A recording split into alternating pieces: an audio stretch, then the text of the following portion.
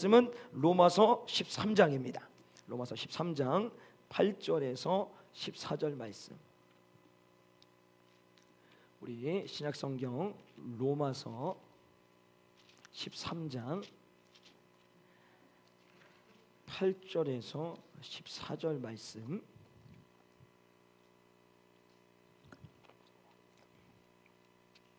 우리 다 함께 자리에서 일어나셔서 우리 10절과 11절 말씀 같이 하나님의 말씀 받도록 하겠습니다. 시작.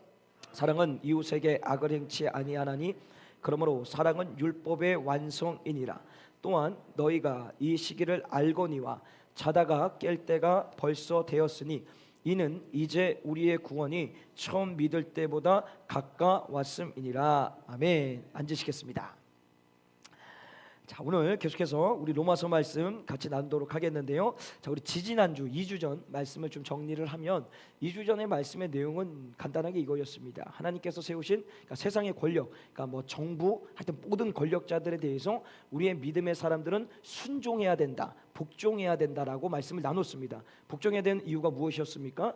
이 세상의 모든 권력은 누구로부터 왔다? 하나님께로부터 왔기 때문에 우리는 무조건적인 복종을 해야 된다라는 거예요. 그러나 단 하나님께서 주신 그 권력을 하나님의 뜻에서 벗어나거나 하나님의 말씀에 어떤 반하는 법들을 세울 때는 우리 믿음의 사람 반드시 거절하고 저항해야 된다라는 거예요. 자, 그런데 그 거절과 저항이라는 방법은 무례해서는 안 됩니다.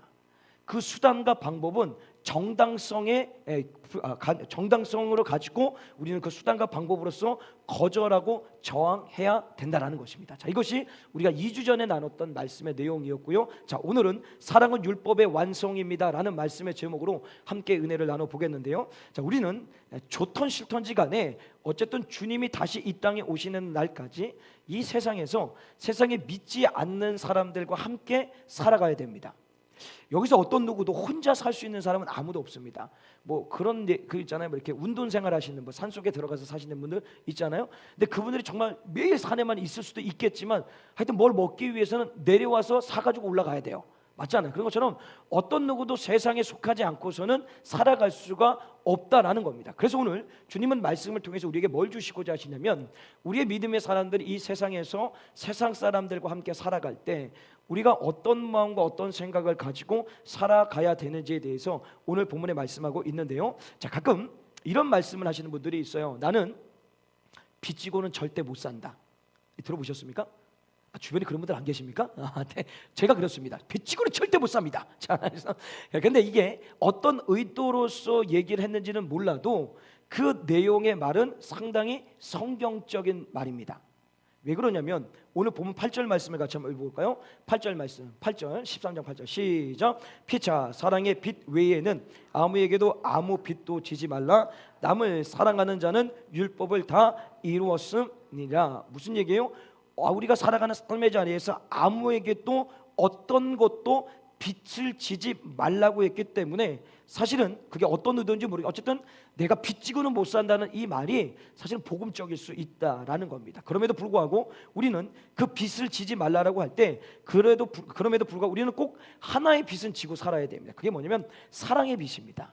이게 어떤 얘기냐면 우리 계속 볼까요? 말씀을 우리 계속 이게 어떤 의미를 갖고 있냐면 그러니까 이 사랑의 빛이라는 것은 내가 남녀간의 어떤 사랑들을 얘기하는 것이 아니라 하나님께서 우리를 사랑하신 그 사랑에 대해서 빚진 자로 살아가야 된다는 거예요. 자, 그러면 그 하나님의 사랑이 무엇이겠습니까? 우리 요한복음 3장 16절 복음이죠. 한번 읽겠습니다. 시작. 하나님이 세상을 이처럼 사랑하사 독생자를 주셨으니 이는 저를 믿는 자마다 멸망치 않고 영생을 얻게 하려 하심이니라. 자, 하나님께서는 우리를 사랑하는 그 방법으로서 이 땅에 독생자 예수 그리스도를 보내주셔서 그를 믿는 모든 자에게 영생이라는 은혜를 주셨어요. 자, 그런데 그것을 주시기 위하여서 그 사랑을 확증시켜 주셨는데 어떻게 확증시켜 주셨느냐? 여러분 로마서 8장 5절입니다. 로마서 5장 8절 시작. 우리가 아직 죄인 되었을 때에 그리스도께서 우리를 위하여 죽으심으로 하나님께서 우리에게 대한 자기의 사랑을 확증하셨느니라. 아멘. 자, 우리가 허물과 죄로 죽었던 우리들입니다. 근데 우리를 그냥 죽게 내버려 두지 않으시고 하나님께서 우리를 사랑하신 것을 확증시켜 주시기 위하여서 그의 외아들 독생자 예수 그리스도를 이 땅에 보내주셔서 우리의 모든 허물과 죄를 뒤집어 쓰고 십자가에 죽도록 만드셨어요. 그것을 죽음을 통해서 우리에게 얻어진 건 뭐예요? 죄에 대한 용서입니다. 죄인이 의인된 거예요. 하나님의 자녀가 돼서 영원한 천국 백성 영생을 할 수 있는 은혜가 주어졌다는 거예요. 그것이 하나님이 우리에게 주신 사랑이라는 거예요. 이 사랑은 이 땅에 존재하는 모든 사람들이 누려야 될 사랑입니다. 다시 말하면 어떤 누구도 한 사람도 빠지지 않고 그 하나님께서 우리에게 주신 그 사랑에 대해서 빚진 자로서 살아가야 된다는, 그럼에도 불구하고 아직도 이 사랑의 빚을 안 지려고 하는 사람이 너무 많아요. 그게 뭐예요? 예수님 믿지 않는 거죠. 그 이름을 부르기만 하면 되는데 그 이름을 믿기만 하면 되는데 그것이 그렇게 어려워요. 그것이 그렇게 힘들어요.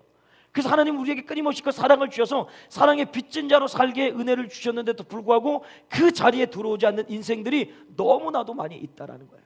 근데 정말 감사한 것은 오늘 이 시간에 저와 여러분, 이 자리에 앉아있는 여러분들은 이미 사랑의 빚진 자들이라는 거예요. 그 빚진 자이기 때문에 이곳에 앉아서 하나님 앞에 예배를 드리고 있다라는 것이죠. 그렇다면 더 나아가서는요, 자, 그러면 우리는 사랑의 빚진 자입니다. 그럼 빚에 대하여서 갚아야 될까요? 갚지 말아야 될까요? 빚은 갚아야 됩니다. 여러분들 금전적인 빚을 졌다면 반드시 갚으십시오. 그것을 안 갚으면 갚음을 못 당하는 그 사람 마음이 너무 괴롭습니다. 그러니까 꼭 갚으셔야 돼요. 혹 세금에 대한 빚을 졌다면 뭐 연체가 됐다든지 안 됐다든지 그래서 반드시 되십시오. 연체금까지 하셔서 갚으셔야 됩니다. 제가 지난주에 말씀드렸잖아요. 국가 권력에 복종해라 했더니 바로 그 다음 하여튼 얼마 있다가 주차 위반이 걸려가지고 저 진짜 교통법규 잘 지키는데 거의 20년 만에 처음인 것 같아요. 그 말씀 전에 그때 바로 교통법규 주차 위반했다라고 친절한 시민께서 사진을 찍으셔가지고 구청에다 신고를 해주셨어요. 그래서 저는 그걸 분명히 주차장이라고 생각했는데 인도였다라는 거죠. 근데 어쨌든 한번 물어봤더니 정말 인도에서 알겠습니다. 순종을 바로 그날 냈어요. 왜냐하면 빨리 내야 돼요. 연체되기 전에 만약에 늦게 내면 4만 원 내야 돼요. 근데 빨리 내면 3만 4천 원이더라고요.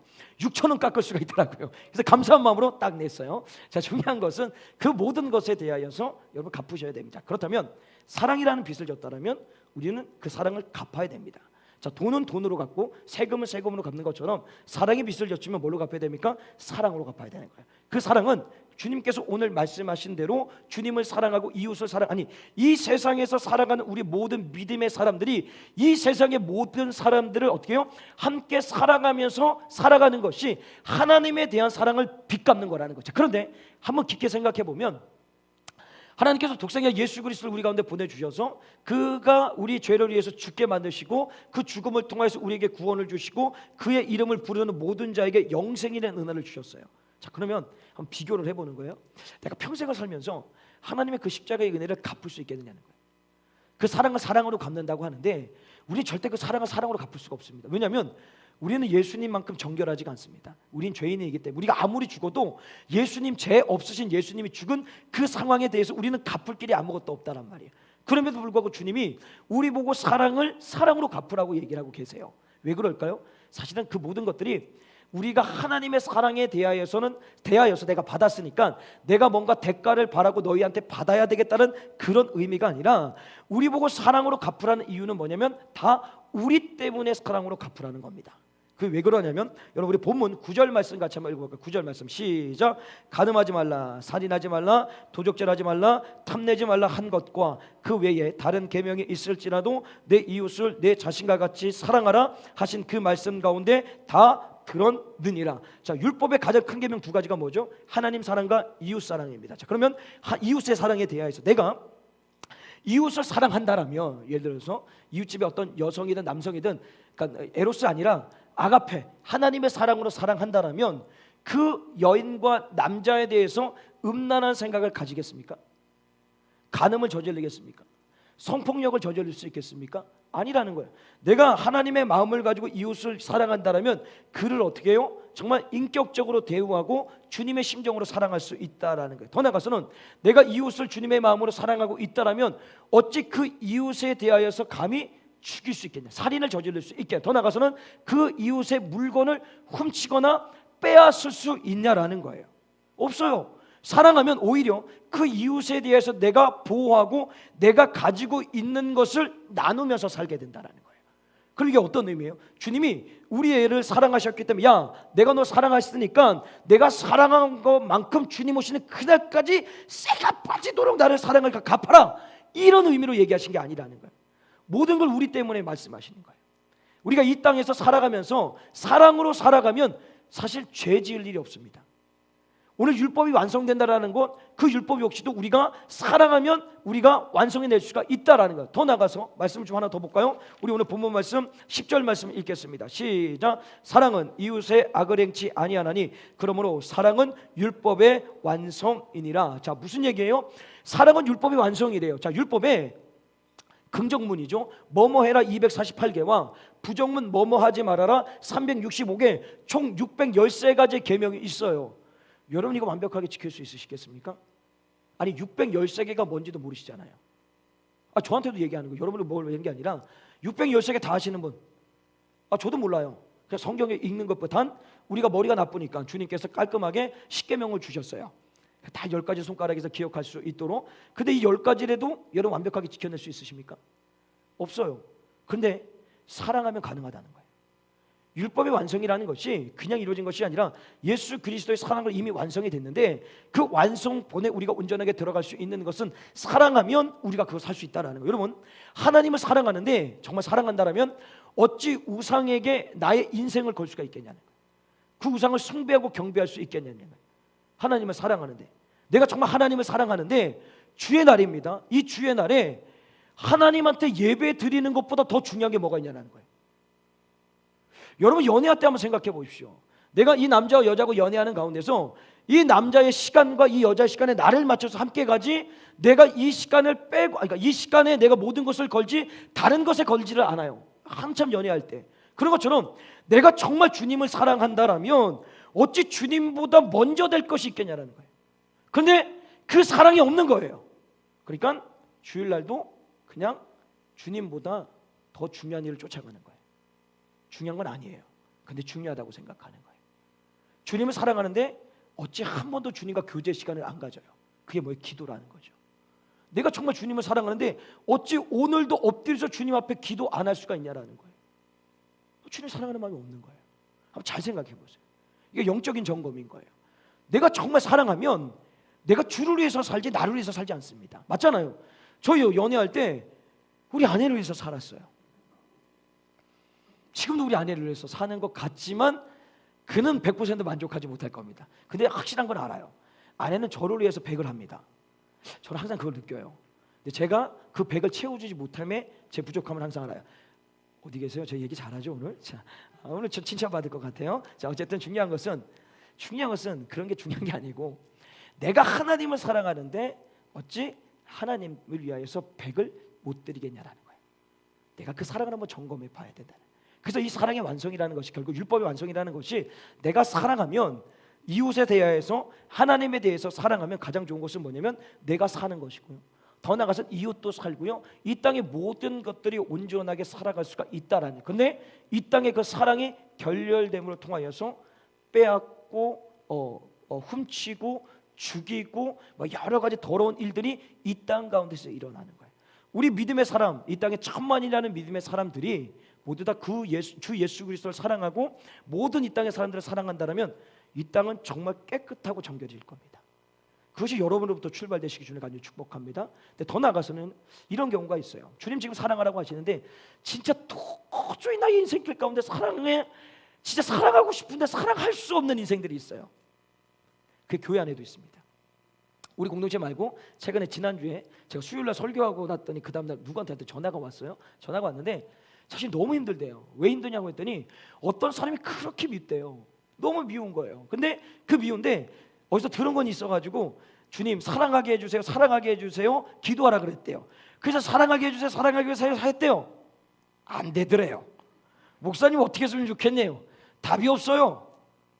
제가 재밌는 얘기 하나 해줄게요. 제가 이제 저 건너편에서 사역을 할 때 건너편에 봤자 저쪽에서 저 탐방동이죠 지금 본당이. 거기서 사역하고 있을 때 그땐 갈마동이구나. 갈마동에 있을 때 이제 우리 목양국 사역자들하고 가끔 이렇게 점심을 먹고 티타임을 가질 때가 있어요. 그렇게 밖에 나가면 이렇게 밥을 먹을 때 항상 어떻게 되냐면 꼭 밥을 사는 사람, 차를 사는 사람 정해져 있습니다.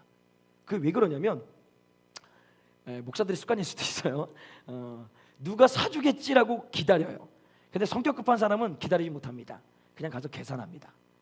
저는 계산하는 축이었을까요? 기다리는 축이었을까요? 역시 우리 박민서 집사님 아주 잘 보신 것 같아요. 맞아요. 그냥 계산하는 축에 들어있어요. 자, 그런데 정말 한 번도 밥이나 차를 사지 않는 분들이 있어요. 당연하듯이 드세요. 물론 그 나쁘다라고 얘기하는 것이 아닌데, 근데 조금 더 나아가서 진짜 어쩌다가 차를 한번 살 때가 있습니다.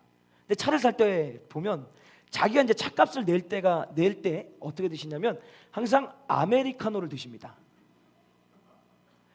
그런데 지금까지 쭉 보면 남이 차를 살 때는 어느 카페를 가든지 그 카페에서 가장 비싼 거를 드세요.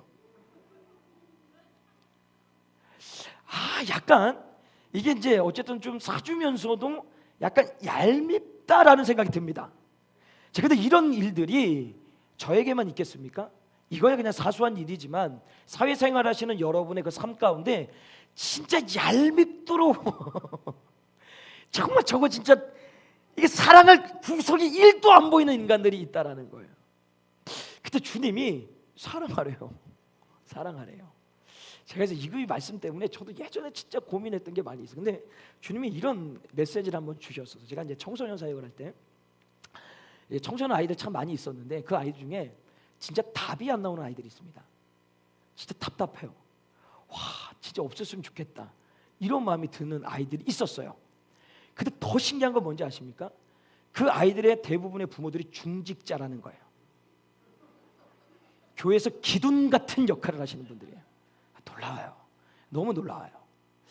자, 그러면서 이제 그 중직자 되시는 분들이 자기 자녀들이 알잖아요, 상태를. 근데 저한테 와가지고 전도사님, 우리 아이 때문에 참 힘드시죠? 어렵죠? 라고 얘기해요.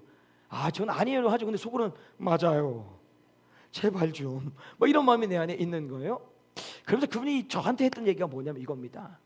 전사님, 진짜 죄송하지만 우리 아이들 봐서는 답답하겠지만 저를 봐서라도 우리 아이에게 관심 가져주시고 기도해 주세요라고 얘기를 해요. 이게 주님의 말씀입니다. 저한테, 야 성우가, 너 진짜 쟤하고 말하고 싶지 않지? 너 답답하지? 저거 없어졌으면 좋겠지? 그런데 내가 쟤를 사랑한다. 내 사랑하는 아들이고 딸이다라고 얘기를 하시는 거예요. 그러면서 내가 지금까지 해왔던 어떤 인간에 대하여, 사람에 대하여서 경계심을 갖고 편견을 가졌던 모든 것들이 사실 무너지더라고요. 주님이 오늘 우리에게 그 말씀을 하시는 거예요. 여러분 보시기에 진짜 꼴도 보기 싫고 진짜 말도 섞고 싶지 않은 인생들이 주변에 있을 수 있습니다. 근데 주님이 사랑하라는데 우리의 힘으로 할 수 없다는, 그런데 주님이 오늘 우리에게 말씀하신 거예요. 너가 그렇게 생각할지라도 그 역시 내가 사랑하는 하나님의 자녀라는 거예요. 이걸 우리가 인식하고 있으면, 우리가 그것을 이해한다라면 사실 우리 자신조차가, 제가 그냥 여러분이 보기에 진짜 꼴도 보기 싫은 사람일 거예요. 진짜 싫은 사람일 거예요. 그런데 저를 좋게 보는 이유가 뭐예요? 하나님의 사랑하는 자녀이기 때문에. 여러분도 하나님이 사랑하는 자녀이기 때문에 그것으로 보셔야 된다라는 거예요. 그것이 부부 관계에 됐든지 간에 이웃과의 관계, 학교의 친구들 관계, 모든 관계 속에서 내 시선과 내 마음을 보는 것이 아니라 저 사람이, 내 아내가, 내 남편이, 내 친구가, 나와 함께하는 믿음의 동력자가 하나님이 사랑하는 자녀이구나. 이것이 우리 인식 가운데 들어올 때 우리는 오늘 주님 말씀하신 대로 온전하게 그들을 사랑하면서 살아갈 수가 있다라는 것입니다. 나가서 두 번째로요, 우리가 이 세상을 살아갈 때 우리 본문 11절 말씀 같이 한번 읽어볼까요? 11절 말씀 시작.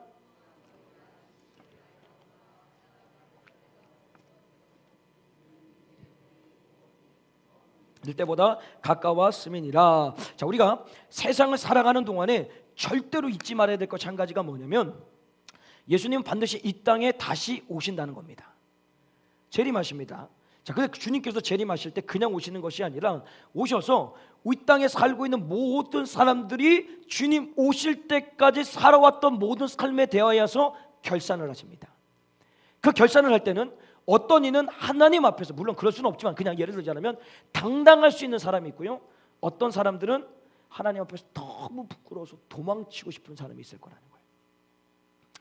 그래서 우리가 오늘 이 말씀 안에서 중요한 것이 뭐냐면 우리가 그 주님 앞에서 부끄럽지 않는 그때가 되기 위해서 우리가 이 세상을 살아갈 때 우리는 구원을 이루면서 살아가야 된다는 거예요. 나 구원 받았는데? 맞아요. 여러분 구원 받으셨습니다. 그 구원번 받은 구원은 절대로 흔들리지 않는데, 중요한 것은 구원 받았다고 해서 여러분의 모든 삶들이 지금 완벽하게 완전하게 변하셨습니까? 아니잖아요. 저도 마찬가지예요. 아직도 옛사람의 모습이 있고 우리도 실수하고 실패하는 인생들이에요. 그래서 주님이 빌립보서 2장 12절의 말씀에 이렇게 말씀하십니다. 읽겠습니다. 시작. 그러므로 나의 사랑하는 자들아, 너희가 나 있을 때뿐 아니라 더욱 지금 나 없을 때에도 항상 복종하여 두렵고 떨림으로 너희의 구원을 이루라. 자, 구원은 이미 시작돼서 출발되어서 어떤 누구도 우리의 구원에 대해서는 빼앗을 수가 없어요. 그러나 중요한 것은 내가 정말 온전한 구원의 완성은 무엇이냐면, 예수 그리스도를 온전하게 닮은 모습으로 섰을 때, 영화롭게 되었을 때가 우리의 구원이 완성이라는 거예요. 그것이 완성됐을 때, 주님 오셨을 때 주님 앞에서 우리는 절대 부끄러움이 없어요. 그냥 주님과 함께 영원한 하나님의 나라에서 살 수가 있다라는 거예요. 그렇기 때문에 오늘도 우리가 이 구원을 이루어가기 위해서 해야 될 것이 뭐냐면, 오늘 본문 13절 말씀을 읽겠습니다. 시작. 낮에와 같이 단정히 행하고 방탕과 술 취하지 말며 음란과 호색하지 말며 쟁투 시기하지 말고. 자, 방탕, 술 취함, 음란, 호색, 쟁투, 시기, 이 모든 것들은 이 세상에서 예수 그리스도를 믿지 않는 사람들의 삶의 가치입니다. 그러고 살아가요. 물론 믿는 사람 중에도 이런 삶을 사는 인생들도 있어요. 중요한 것은 이 지금 말한 언급된 모든 일들은 세상에 믿지 않는 사람들이 삶의 가치를 두고 살아가는 모습이라는 거예요. 그러면 구원을 이루어간다라는 이 말씀의 의미가 뭐냐면, 우리가 그 삶을 살지 않는다라는 거예요. 내가 세상에서 살고 세상 사람들하면서 살아가면서 살아가는데, 중요한 것은 이 세상 사람들이 추구하는 그 가치 속에 내가 동화되지 않는 거예요. 그들이 그렇게 산다 할지라도 나는 그들과 함께 더불어 살아가지만, 그들을 사랑하면서 살아가지만 그들과 똑같은 삶을 살지는 않아야 된다는 거예요. 만약에 그들과 똑같은 삶을 살면 구원을 완성해가는 것이 아니라 내가 받은 구원을 내 스스로가 파괴하는 거라는 거예요. 예전에 제가 사역했던 저 밑에 경상도 진해침례교회 담임 목사님이, 그분 이제 철학을 나오셔가지고 목회 철학, 인생 철학이 아주 뚜렷하십니다. 그 중에 계속해서 반복되는 게 인생 철학이 있어요. 인생 철학에 딱 말씀하실 때마다 하이부동, 아십니까? 예, 남하고 항상 친하게 지낼 수 있지만 그들과 더불어, 그러니까 그들이 하는 모든 일에 대해서 무턱대고 어울리지 않는다라는 거예요. 그러면서 항상 하시는 얘기가 뭐였냐면, 우리한테 조 목사 뭐 이렇게 누구 이렇게 해요. 나는 말이야 인생 철학이 하이부동인데 나는 절도범, 성범죄자, 살인자하고 모두 친구할 수가 있어. 그런데 그들이 하는 일은 나는 하지 않아. 이 얘기를 하셨어요. 이게 사실 우리의 모습이 돼야 되는 거예요. 모든 사람과 경계심 없이, 선입견 없이 주님이 우리를 사랑한 것처럼 그들 모두도 주님의 자녀라고 보시면서 사랑하며 살아가는데, 중요한 것은 그들이 하는 행위 속에 하나님의 진리의 말씀에서 벗어나는 행동에 대해서 내가 절대로 동화돼서는 안 된다는 거예요. 우리의 구원의 완성, 구원이 온전하게 이루어나가는 것, 주 예수 그리스도 닮은 완전한 영화로운 모습이 되는 것은, 내가 이 세상에서 살아갈 때 100이 돼 99명이 다 그 짓을 하는데 그게 하나님의 뜻이 아니라면 내가 혼자 튈지라도 그것을 안 하는 거예요. 모든 99명이 다 안 해요. 그게 하나님의 뜻이 아니에요. 그럼 내가 그것을 함으로 튀어 오를 수 있어요. 그게 온전히 구원을 완성해가는 삶이라는 거예요. 그래서 오늘 주님이 우리 이 세상에서 살아갈 때 하시는 말씀은, 구원을 이루어가라, 구원을 완성해가라.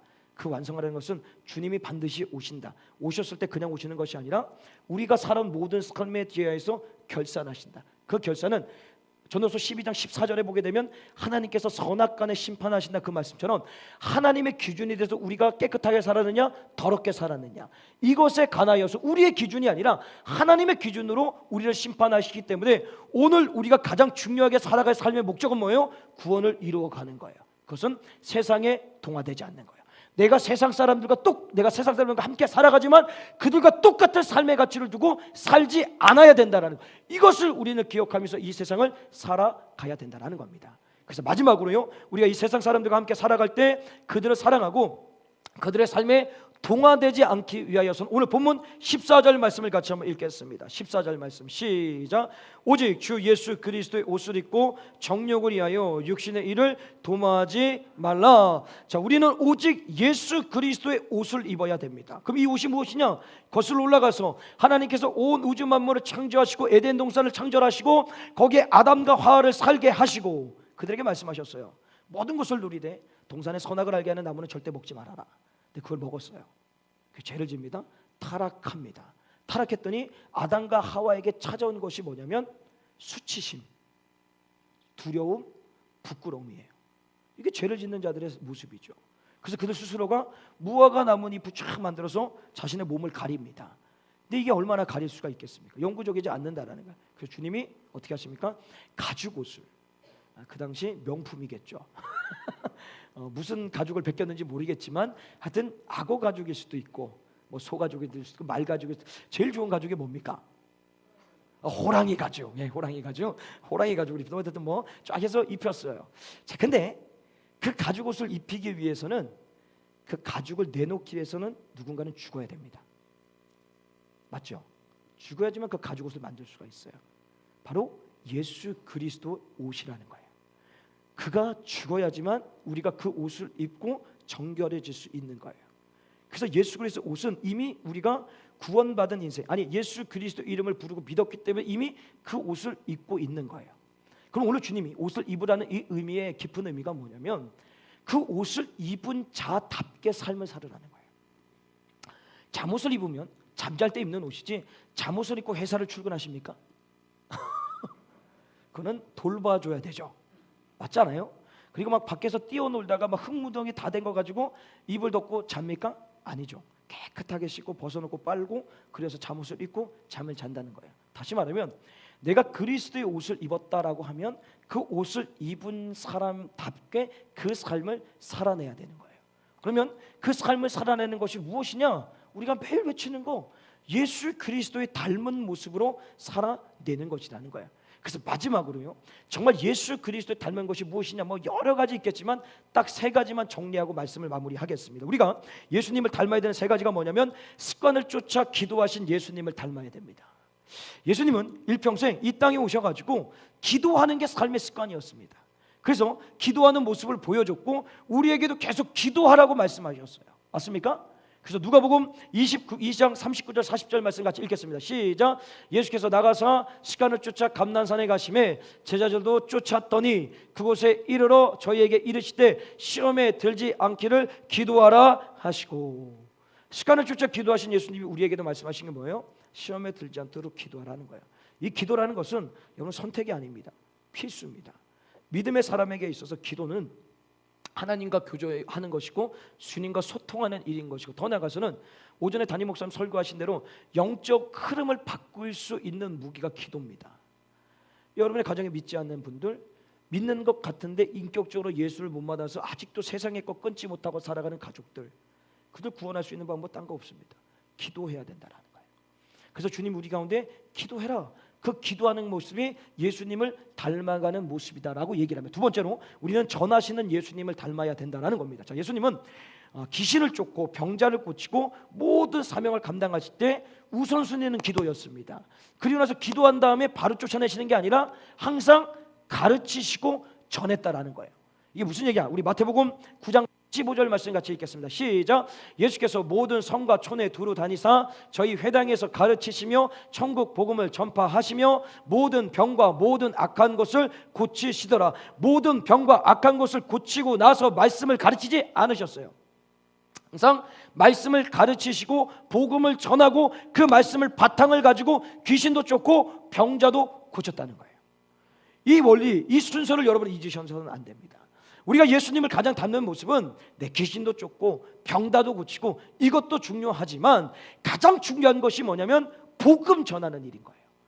나를 구원하신 예수 그리스도, 나에게 무한한 사랑을 주신, 갚을 길 없는 사랑을 주신 그 예수 그리스도를 전하는 삶을 우리는 닮아가야 된다는 거예요. 근데 중요한 것은 그것을 알기 위해서, 전하기 위해서는 알아야 됩니다. 하여튼 무턱대고 믿지 마십시오.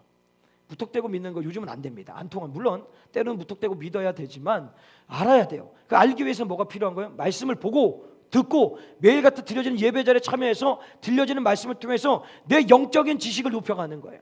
그래서 끊임없이 내 삶 가운데 예수가 전해질 수 있도록, 그것이 습관이 되어질 수 있도록 내 삶을 바꿔가야 된다는 것입니다. 마지막으로요, 우리는 하나님의 말씀에 순종하신 예수님을 닮아가야 됩니다. 이게 무슨 얘기냐? 예수님이 이 땅에 오셔서 그분은 전능자입니다. 죽은 자도 살리시는 분이네요. 그런데 한 번도 자기의 뜻대로 자기가 하시고 싶은 대로 하신 적이 한 번도 없습니다. 모든 것이 하나님의 말씀대로 시작과 끝 다 모든 전 과정이 하나님의 말씀대로 하셨다라는 거예요. 그것을 증거하는 말씀이 뭡니까? 우리 요한복음 17장 4절입니다. 읽겠습니다. 시작. 아버지께서 내게 하라고 주신 일을 내가 이루어 아버지를 이 세상에 영원롭게 하였사오니. 기억나십니까? 이 말씀이 우리의 평생의 마지막 주님 만났을 때 고백이 돼야 된다라고. 주님, 내가 주님의 뜻대로 평생 살아왔습니다. 그래서 주님을 영화롭게 하였습니다. 주님의 고백이 우리 고백이 돼야 된다라고 하여튼 얼마 전에 했던 말씀 중에 나눴었어요. 기억나십니까? 예수님이 그런 모습이었어요.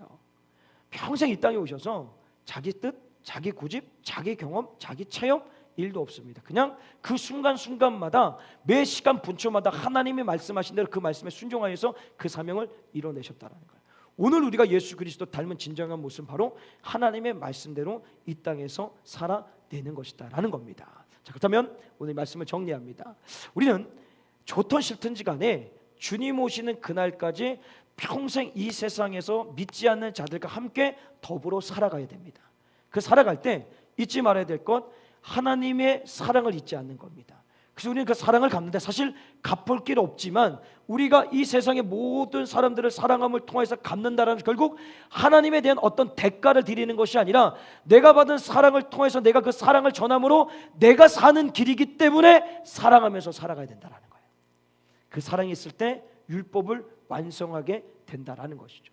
더 나아가서는요, 주님은 반드시 이 땅에 다시 오십니다. 다시 오셨을 때 우리의 삶에 대해서 결산하십니다. 결산하실 때 하나님 앞에 부끄럽지 않는 삶이 되기 위해선 우리는 오늘도 내가 세상의 사람들처럼 그 가치에 묶여서 살아가는 것이 아니라 구원을 완성해가는 하나님의 말씀대로 우리가 이 땅에서 살아내는 것이에요. 이 모든 것을 이루기 위해서는 절대 우리의 힘과 능력으로 되지 않습니다. 예수님을 닮아가셔야 됩니다. 기도하셔야 됩니다. 복음 전해야 됩니다. 마지막으로 뭐예요? 하나님 말씀대로 순종하는 것입니다. 이것을 통하여서 여러분의 구원을 만들어 가시고 완성해 가시고, 무엇보다 마지막 때 주님 오셨을 때 잘하였다 충성된 종아, 칭찬되는 복된 인생 되시길 주님을 간절히 축복합니다. 우리 같이 한번 말씀을 생각하시면서 우리가